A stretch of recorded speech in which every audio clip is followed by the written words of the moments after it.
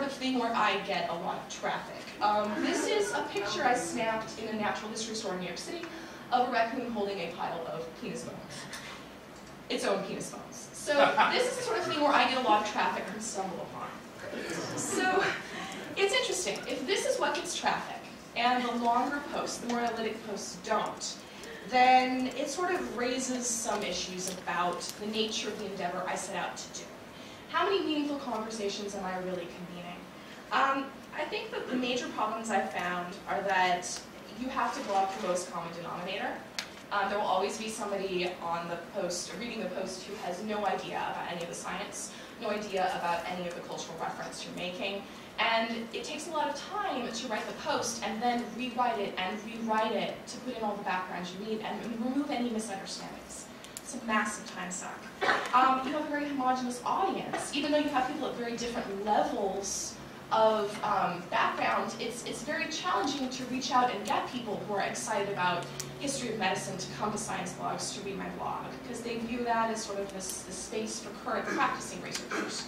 So that's been hard. There's also the problem of the highest traffic being for often trivial posts. And then finally, the one I want to actually focus on in my remaining time, which is just a minute or so, is the neutral state problem. And I would say that as nature abhors a vacuum, the blogosphere abhors a neutral blog.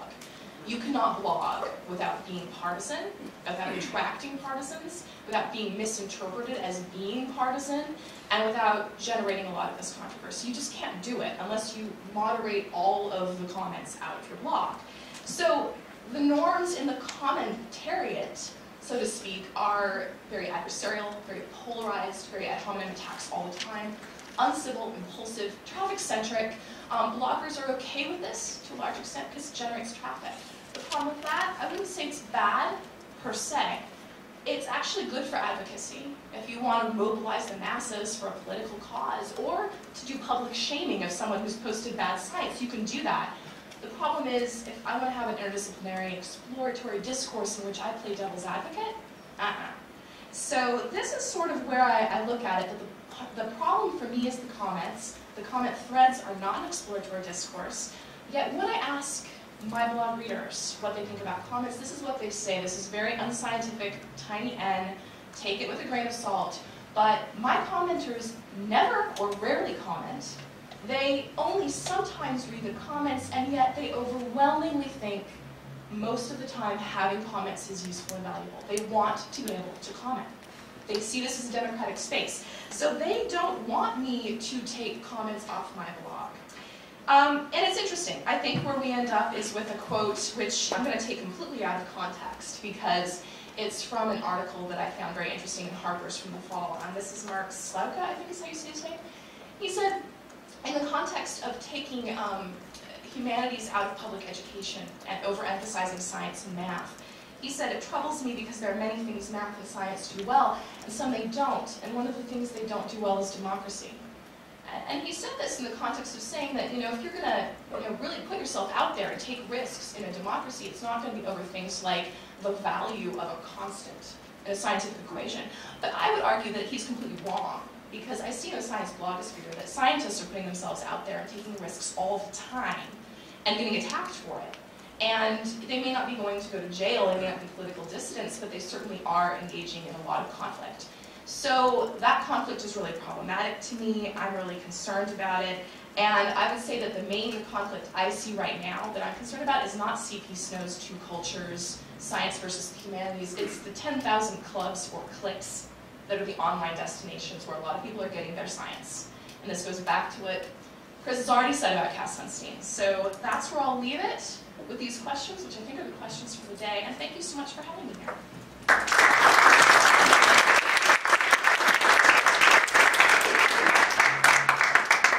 Okay, so we've got about 15 minutes for questions here. I'll let Shanna's got a mic, so if you just raise your hand, we'll get a mic to you. And then, all right, okay, first, Julie. Well, thanks very much. I enjoyed all the presentations, but I would like to ask you to be a bit prescriptive now. So, a lot of you talked about Cass Sunstein and how you think blogs and democracy are incompatible. But what was behind all of that was a particular view of democracy. And I'd like you to talk a little bit about that. So if you could model your perfect blog democratic interaction, what would it look like? Would it be more partisan? Would it be less partisan? What exactly are you looking for in the demos participating in either your blogs or in interaction with scientists?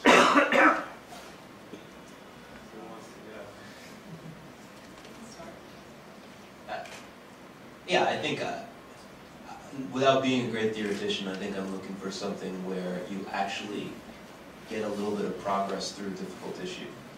And so what that means is that you would have,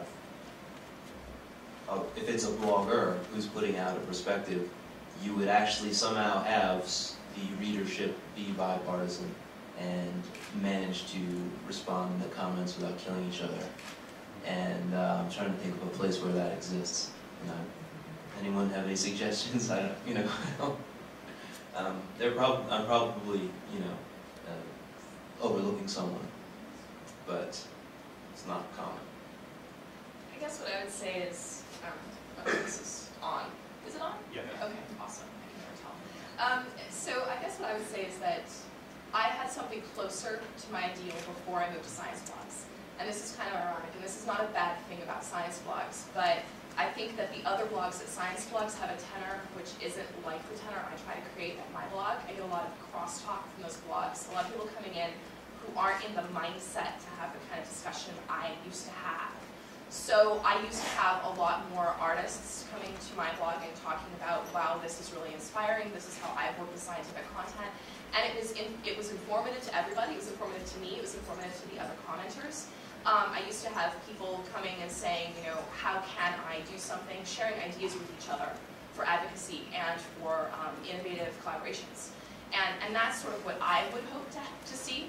I see a lot less of that because I think the people who might sort of shyly make those posts, those comments on my posts are turned off when they see a lot of the really vitriolic commentary.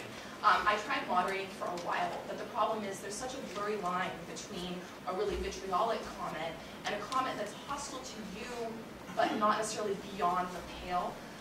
It was very comfortable for me to try to say, like, am I deleting this comment because this guy's just disagreeing with me really rudely, or is this legitimately a threatening comment?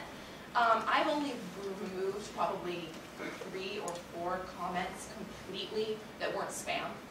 And they were horrible. They were, I won't talk about them, they were really awful.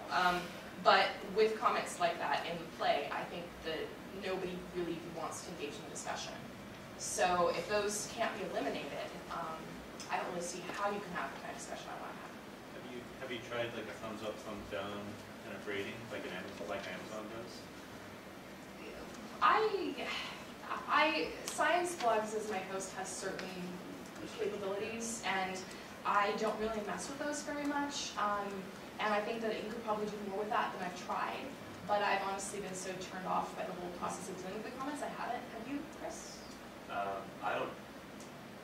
So I've deleted a hell of a lot more comments than that, for a lot of reasons. And we have filters for all the bad words you can think of and many that you can't. Yeah. And when someone comes up with something creative, we have to filter. I mean, I don't know if we could do what you're suggesting. I don't know what the result would be. It would be an interesting experiment, but it might be that some of what we've heard might be that the things that we're worried about are get lots of thumbs up because they really keep some, So.